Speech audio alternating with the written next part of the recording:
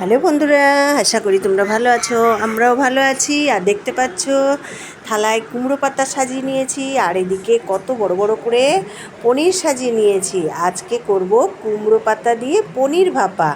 তোমরা হয়তো খেয়েছো কি না জানি না।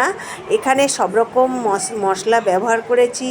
পোস্ত, কাজু বাদাম, সর্ষে, কাঁচা লঙ্কা দিয়ে বেটে কড়াইয়ের ভিতরে দিয়ে দিলাম। দিয়ে নুন, হলুদ পরিমাণ মতো দিলাম, আর পনিরগুলোকে একটু নুন মাখিয়ে নিলাম। নেওয়ার পরে এবার কুমড়ো পাতাগুলোকে আমি কুচি কুচি করে কেটে নেব। আর কাঁচা তেল দিয়ে এই মশলাটাকে একসাথে বেশ ভালো করে মাখিয়ে নেব। আর একটু তেল বেশি লাগবে, তেল বেশি না হলে কিন্তু এইটা খেয়ে মজা আসবে না।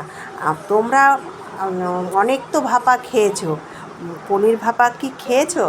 তোমরা এইভাবে একবার বানিয়ে দেখবে কেমন লাগে। পনিরগুলো দিয়ে দিলাম।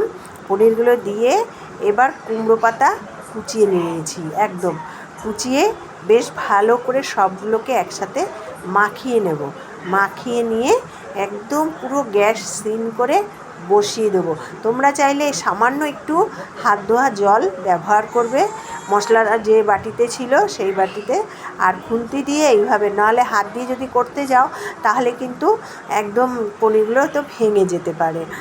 তা এবার গ্যাস পুরো সিম করে দেবে, দিয়ে 5 মিনিট ঢাকা দেবে। আর ঢাকা দিয়ে নামিয়ে নেবে।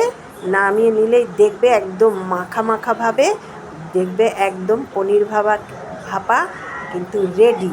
আর উপর থেকে 1 চামচ ঘি দিয়ে নামিয়ে নেবে, দেখবে দারুণ লাগবে। গরম ভাতের সাথে একদম জমে যাবে ক্ষীর।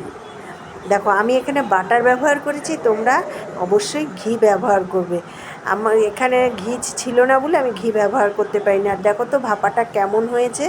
তাহলে তোমরাও চটজলদি দেরি না করে এইভাবে পনির ভাপা করে খাও বা সবাইকে খাওয়াও।